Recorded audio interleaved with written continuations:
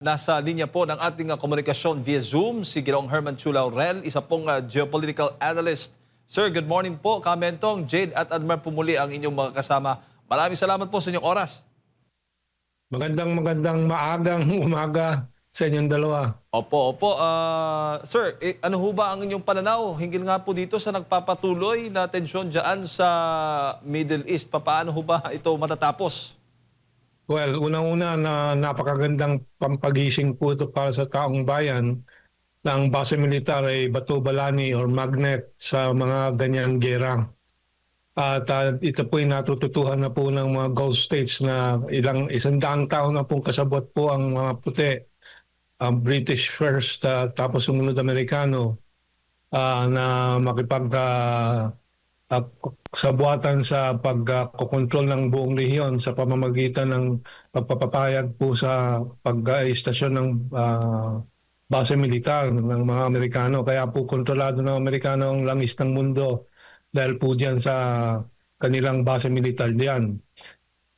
So unang aral po, tama po yung mga nag-aalala ngayon dito sa ating bayan na baka tayo maging target. Hindi ng Iran kundi ng mga susunod na mga tutulagsain ng Estados Unidos dito sa rehiyon natin.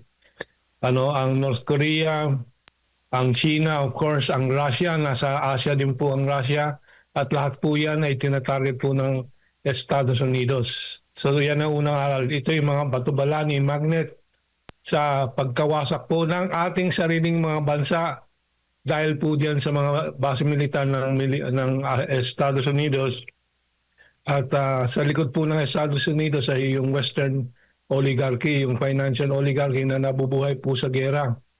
Nabubuhay po sila, kumikita sila sa pananakop ng mga bansa at mga rehiyon at ng control ng mga resources. So yun ang unang aral po dapat sa Pilipinas. Kaya po aking kinokondena yung mga minamaliit po yung alalahanin ng napakarami tulad ni Senator Erwin Tulfo. Sabi niya nag-aalala siya na baka maging target ng Pilipinas. Tama po siya doon.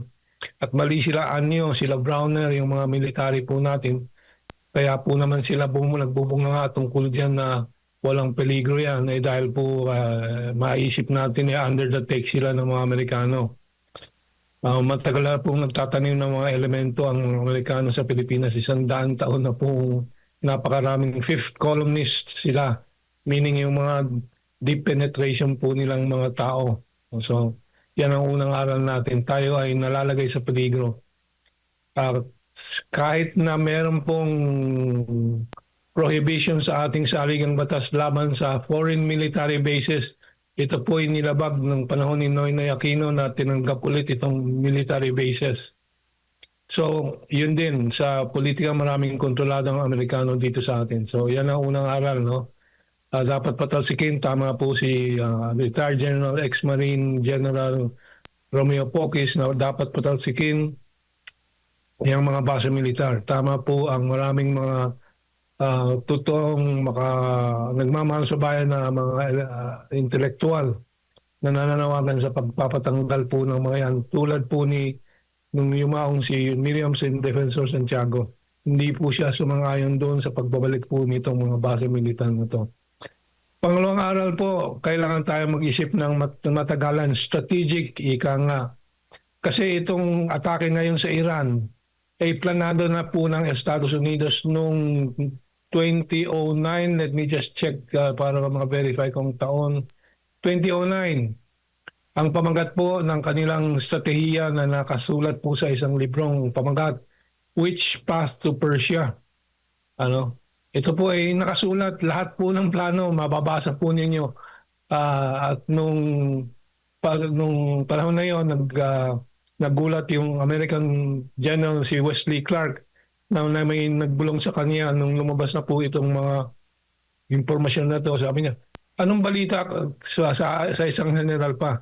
Ano itong nababalita kung iaatakihin natin ng Iraq, Syria, Libya, Sudan at iba pa? Ang lahat ng mga nangyari pong pagpapawasak po sa mga bansa sa Middle East ay mga hakbang lang tungo dito sa kanilang atake sa Iran ngayon. Ang problema sa ating mga political planners po at sa ating gobyerno, every 6 years nagbabago. Walang strategic plan. Ang strategic plan ang sinusunod natin po ay yung kung ang gusto ng Amerikano. Kaya nung lumikas ang Amerikano, nung sumabog ang pinatubo dahil akala ng Amerikano wala na po silang ganyang strategic plan. Eh nung bumagsak po yung Russia, may mga Amerikano nag-iisip na naman ng global hegemony.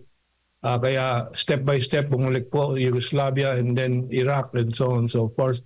At naisip nila itong strategy, options for a new American century towards Iran. So ito po ay pagpapakita lang itong gerang ito na final step ng plano na to na kailangan gawin na po ng Estados Unidos sa pamamagitan ng kanilang sabuatan sa Israel.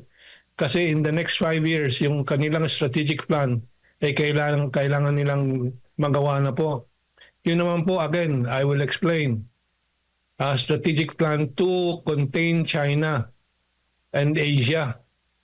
Kaya po, nung 2011 naman po, after the 2009 witch path to Persia, may anunsyo naman si President Obama at that time, pivot to Asia.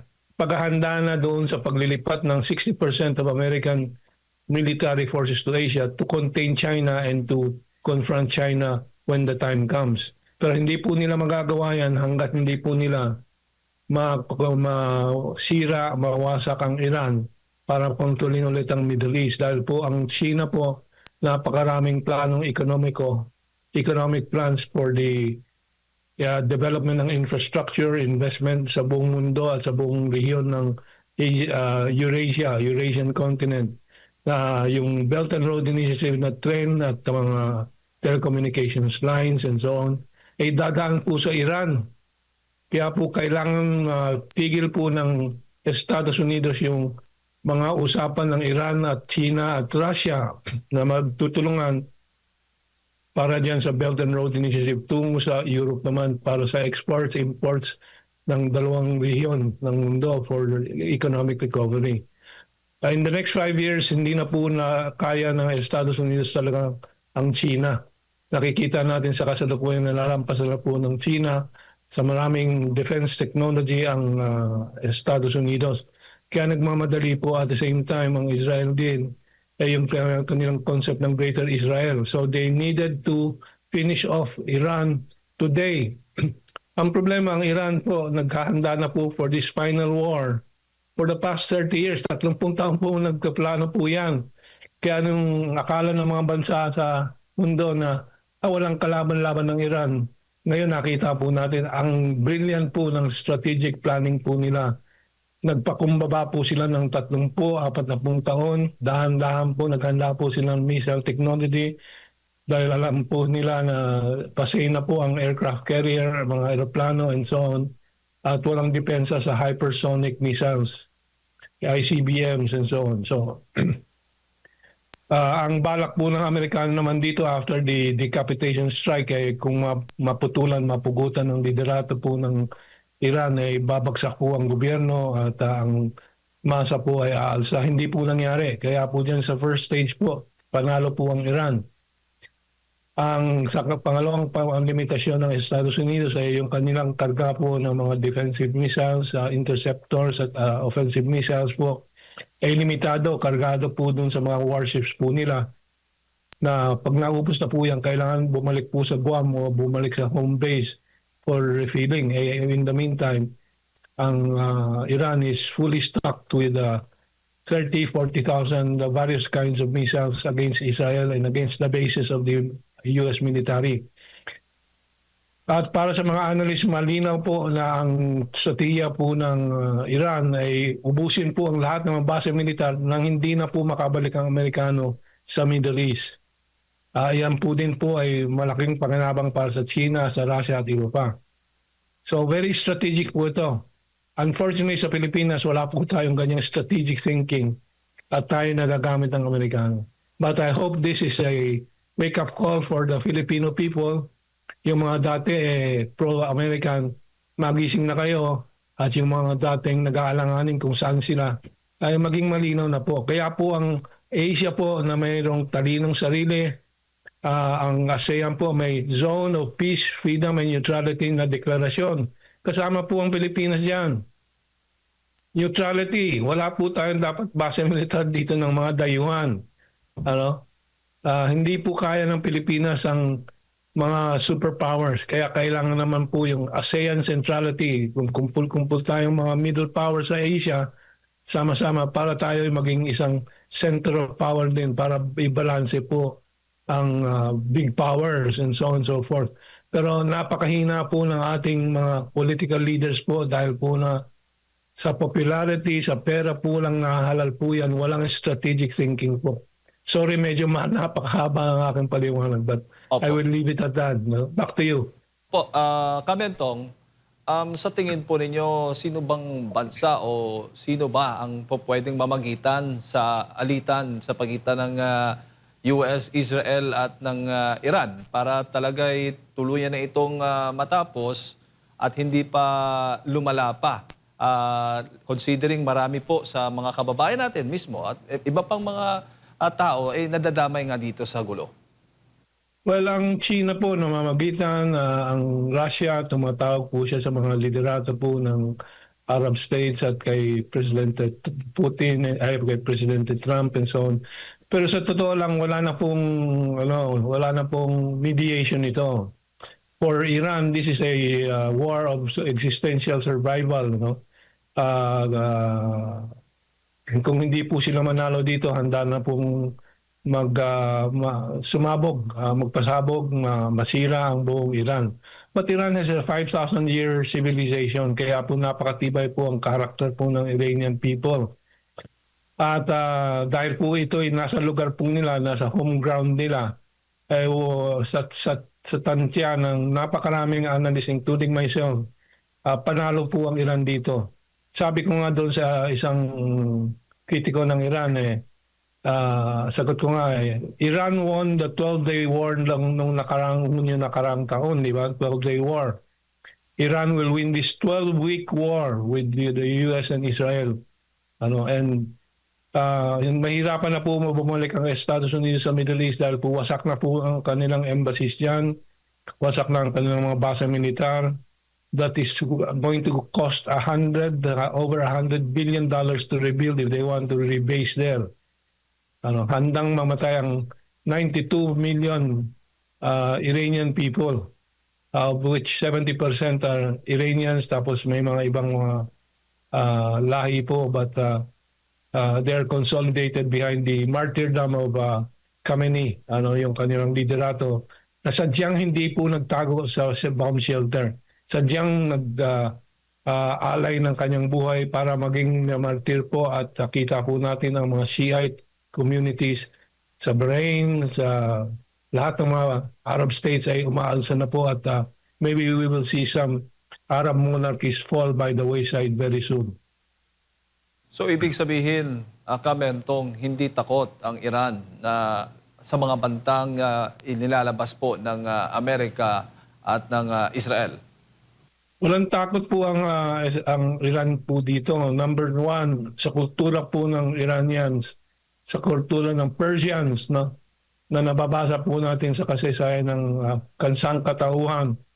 Martyrdom is the highest value ng mga sa relihiyon po nila, martyrdom. Kaya po napagkaisahan po dahil po dito sa unprovoked war ng Estados Unidos at Israel at sa martyrdom po ni Ali Khamenei, na handa na po lahat ng mga Shiite, hindi lang po sa Iran kundi sa buong Middle East, na magsimula na po ng jihad laban po dun sa mga kalaban po ng Iran.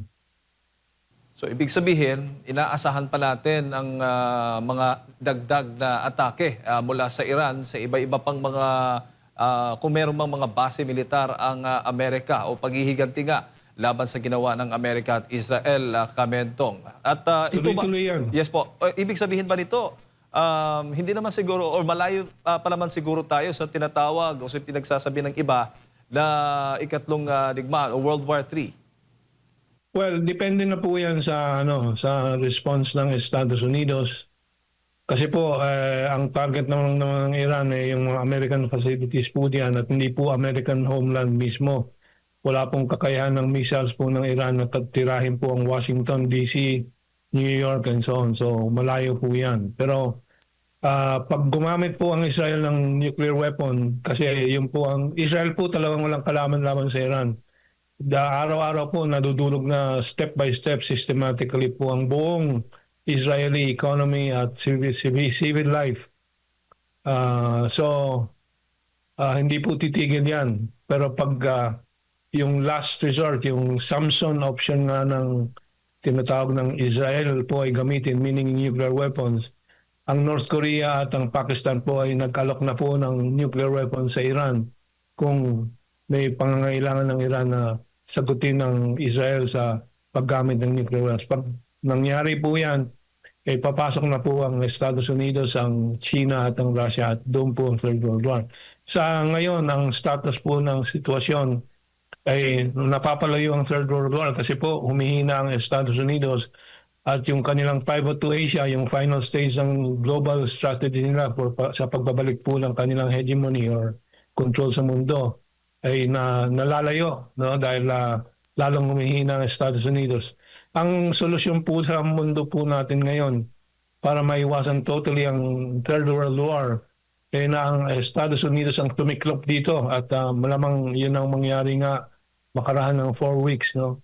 Pagtiklop po at magkaroon ng pagbabago sa loob ng Estados Unidos at ang kanilang kultura, sistema, ekonomiya ay mapihit mula sa war and war profiteering, balik po sa pagkikipag-ugnay sa multipolar world na ibinubuo po ng mga alyansa sa mundo ng mga global majority, yung tinatawag na BRICS plus, Brazil, Russia, India, China, Cooperation, Shanghai Cooperation Organization, at balik po sa United Nations. Hindi ba napapansin po ninyo, tinitira po, sinisiraan po at humihiwalay po ang Estados Unidos under Trump sa United Nations? Well, dahil ayaw nila sumunod sa mga alituntunin ng international community. Pagkatalo po nila dito sa Iran, mapipilitan sana ang mga elemento sa Amerika ang medyo may katinuan na ibalik po sa United Nations ang Estados Unidos at bumalik po sa global cooperation, yung tinatawag yung pangarap po na binibigkas po ng China sa salitang Community of Shared Future for Mankind. Sa sariling salita ko, forever peace and forever prosperity for mankind. Mahirap na bansa, maliit na bansa, malaking bansa, magtutulungan para yumaman ang buong mundo. Dahil kayang-kaya na po sa teknolohiya ngayon ng sangkatauhan na walang magutom sa mundong ito. At kung walang magugutom na sa mundong ito at walang nagsasamantala na magutom ang iba para mapilitan na bumili ng pagkain sa kanila tulad ng Estados Unidos and so on. Yung forever peace ay siguro masisiguro na po natin. And we can dedicate mankind to the mission of all religions, which is peace on earth, goodwill to all men. Opo. Kamentong, dahil sabi mo nga ay inaasahan nating magtutuloy-tuloy ito, ano bang rekomendasyon mo sa gobyerno o lalo na sa mga Pilipinong nandoon ngayon sa Middle East? Well, dun sa ating mga kapwa Pilipinos sa Middle East po wala pong choice kundi sumilong muna po sa kung ano masisilungan nila. Yung reaction po, ako sa unang araw lang po nung balita na nagbomba na sa Amerika, ang Amerika sa Iran, pinapultang ko na lahat ng mga sasakyan ko for at least 2 to 3 weeks. Siguro hindi ako mag-gasolina ulit dahil baka magdoble po ang singil po sa crudo at saka sa gasolina. No? Pati ang kuryente po natin tataas. Naka-solar na po ako kaya nakahanda po ako sa global disaster, but I do wish that our government has been preparing our country for such disasters na ang dali naman makita kung gagamitin lang talino. Opo. But my recommendation po sa ating OFW at sa ating gobyerno we really need a more strategic thinking government. Hindi po pwede po itong puro bangayan lang po at puro corruption. Hindi po magsusurvive ang Pilipinas po sa ganitong nangyayari, ano, at kita po natin pahirap na pahirap ang taong bayan. We need a real revolution po sa bansa po natin. At hindi na po pwede yung mga lumang politiko. So it's not an easy job, but I think we have all the makings for a new real revolution sa Pilipinas. Parating na po yan. Opo. Bago ko lang ipasa kay partner Admar, Kamentong, ang Pangulong Bongbong Marcos Jr., yung payo niya nga sa mga OFW so far sa ngayon, dahil nga medyo bawal pa, wala pang flights sa ngayon, dahil nga sa nagpapatuloy na tensyon at magiging violent, para maging ligtas sila, magtago muna doon sa mga safe places, mga ligtas na lugar, o mga bomb shelter nga tinatawag. Sa ngayon, yan muna ang pinaka-effective na gagawin ng ating mga kababayan. At lumayo po sila doon sa mga malalapit sa mga base militar ng Amerika, Yes. Kamento. Dahil ang tine-target lang ng Iran ay yung mga base militar ng Amerika. Yes, yes. That's right. Kaya nga po, siyempre, sisilong po sila sa bomb shelters kung papayagan po sila. Dahil po sa Israel may mga balita po na pinapalayas yung mga Pilipino doon sa bomb shelter ng mga Israelis po. No? But in Iran, of course, hindi naman ganyan karaming mga Pilipino sa Iran.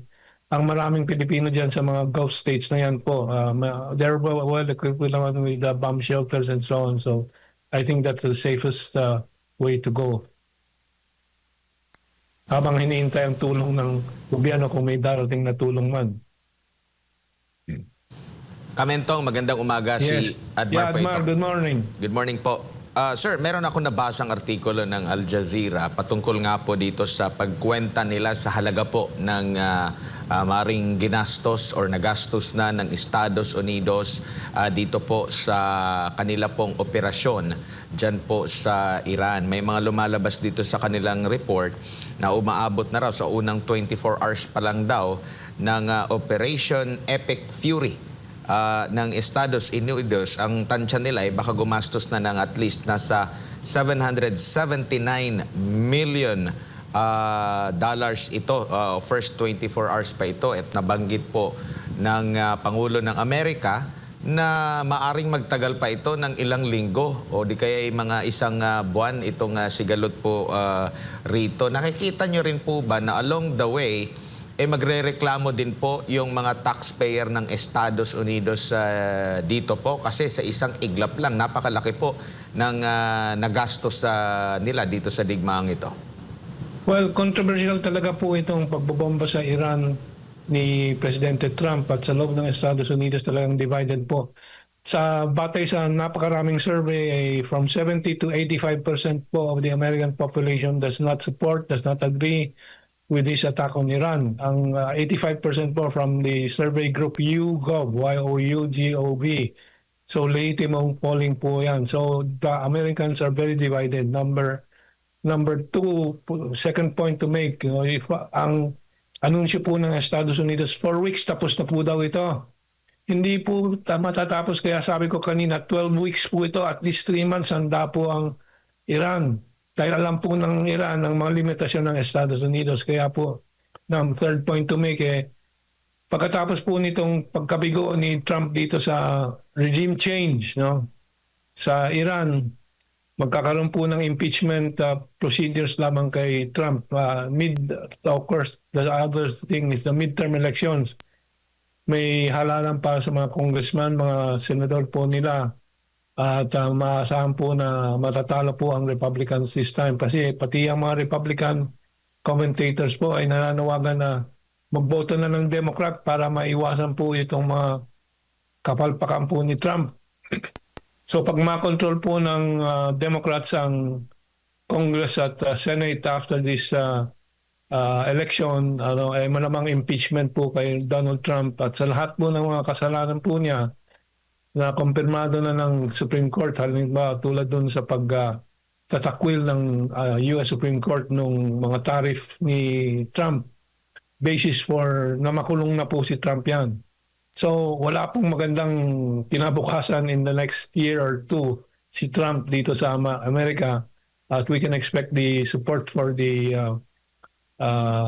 for the bombing of Iraq, for the Iran war, to be zero after a few more deaths ng American servicemen.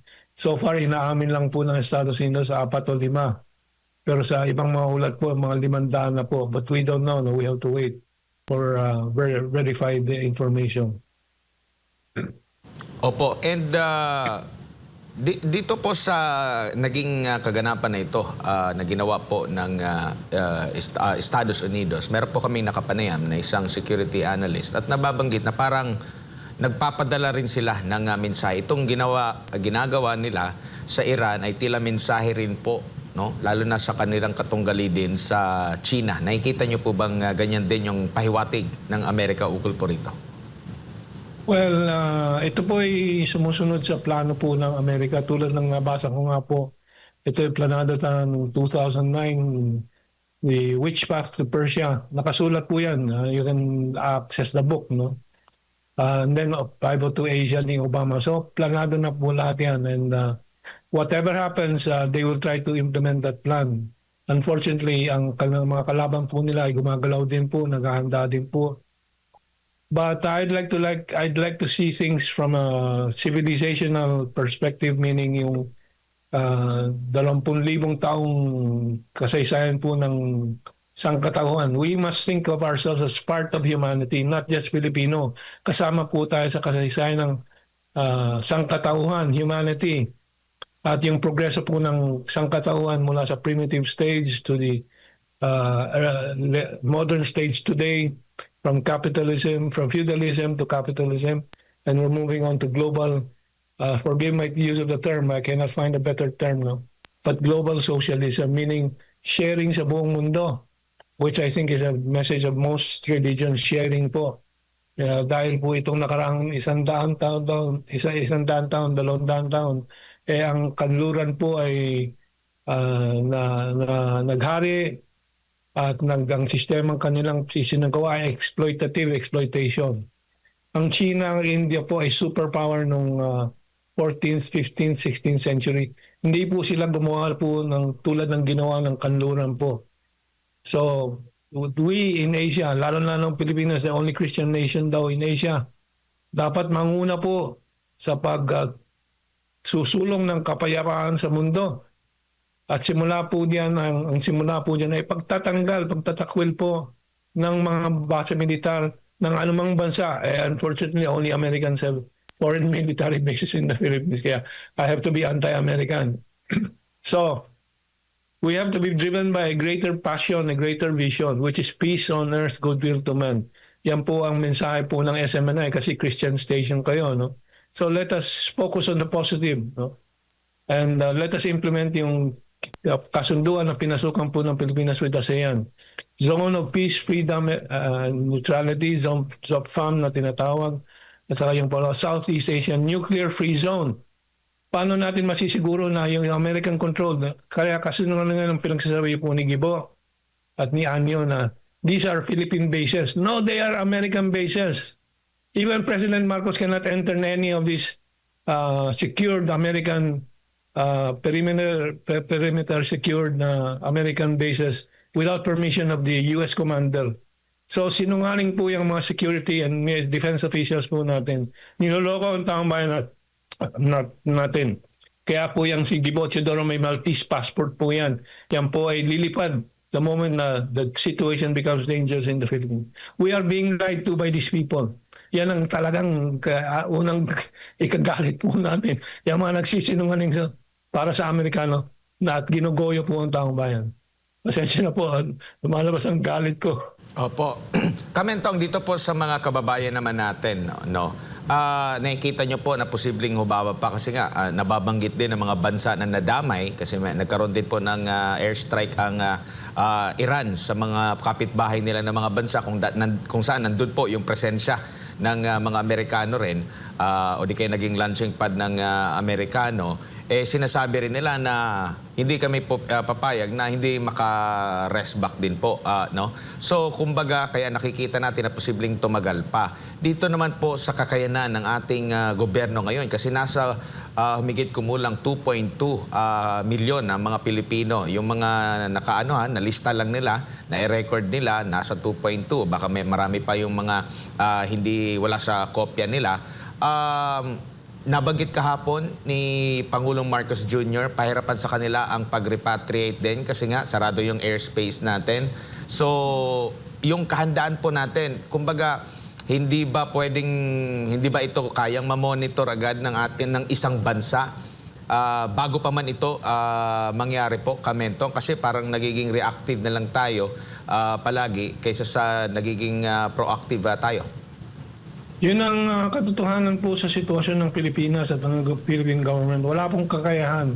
We are over 17 trillion in debt. You have 2.2 million OFW sa Middle East. Tapat mo lang yung mga problema natin at yung problema po ng ating OFW. There is nothing that the Philippine government can offer except some token theatrical performative repatriation kung bukas na po ang airspace ng Middle East ng ilang daan, ilang libo, milyon po yan.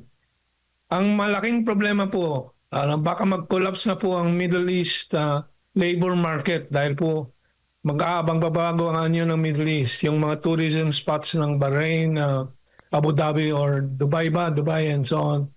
Yan po baka biglaan pong bumagsak na po ang turismo at lahat ng mga industriya na nag-employ ng maraming OFW. Anong mai-offer na trabaho ng Pilipinas?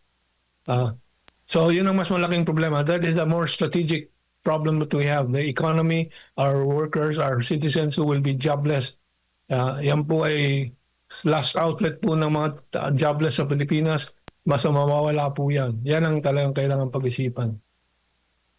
Opo, and balik tayo dito sa ating rehiyon po, no, Kamentong. Nabanggit mo nga, no, actually tatanong ko yun kanina dahil yun nga yung komento ng taga Department of National Defense na walang base militar ang Estados Unidos rito at sinasabing kontrolado raw ito ng AFP. Pero never pa, pwede bang ang Senado magkaroon din ng pagbisita dyan, yung Kongreso natin, kung magkaroon ng kasi meron ng mga pahayag din si Senator Erwin Tulfo, nangangamba na rin siya na posibleng maging target nga tayo po. Yung kakayanan po natin, kulang pa yung transparency din kung hanggang saan yung kapangyarihan ng gobyerno ng ating Pilipinas, which is sinasabi nila na tayo ang namamahala doon sa mga EDCA sites na yon. Wala talagang karapatan ng Pilipinas, ang gobyerno ng Pilipinas na pumasok po dyan sa kontrolado ng Amerikanong mga base militar. Nasa loob daw ng Philippine military bases, kaya Pilipinas daw po yan. That's not true. Inilagay lang sa loob, pero doon sa loob hindi po makapasok ang Philippine authorities without the permission of the American authority. Nakumpirma ko po yan myself, no? Doon sa Lumbia Airport sa Cagayan de Oro nung nakaraang taon nung bumisita po ako. At inikutan ko yung Lumbia Airport at tinanong ko kung pwede akong makabisita. At yung aking guide at saka driver po na aking inarkilang sasakyan, sabi niya, walang nakakapasok po dyan kahit gobernador ng Cagayan de Oro, mayor ng Cagayan de Oro.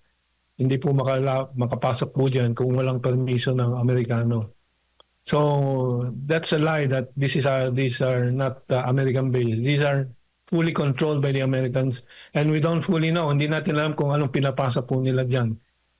Dahil po alam natin mga missiles po, yung mga missiles, meron bang nuclear capable missiles? Yung kanilang sinasabing pinapasok po nila, ano ba yung pangalan na yun? Nuclear capable, pwedeng lagyan ng nuclear weapon. Typhoon missile. So, yan. So marami pong kurtinang maiitim dyan sa paligid po ng US military base sa Pilipinas at pinagtatakpan po nila, anyo nila, gibo po yan. And this is not of course good for the Filipino people. Alright. Kamentong, siguro yung huling mensahe na lamang sa lahat ng ating mga kababayan nanonood po sa mga oras na ito. Well, matagal na po tayo nagbabawala, no, tungkol sa US presence sa Pilipinas. At nakita naman po natin lahat ng mga promesa po ng itong mga Amerikano, wala pong delivery. At sa Middle East po mismo, galit na galit ang Saudi Arabia po. Dahil po imbis na yung mga base militar magamit po dyan magamit na protektahan po sila, ay ngayon kanilang ininilipat sa Israel at iniiwanan po ang mga kaalyado po nila sa mga missiles po ng Iran.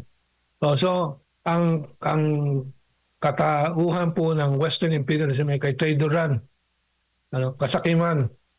At habang tayo po ay nakatali po sa kanila, ay lahat ng peligrong kasama po dyan ay ating haharapin. At yan po ay leksyon natin dapat mapulot, no? Mula sa nakikita po natin ngayon sa Iran War. Maraming salamat po. Thank you po, Kamentong. Ayan po mga kababayan, si Ginoong Herman Chu Laurel, isa pong geopolitical analyst ng ating pong nakasama na pakinggan ngayong umaga. Kaugnay nga po dito sa lumalalang tensyon, dyan po sa gitnang silangan.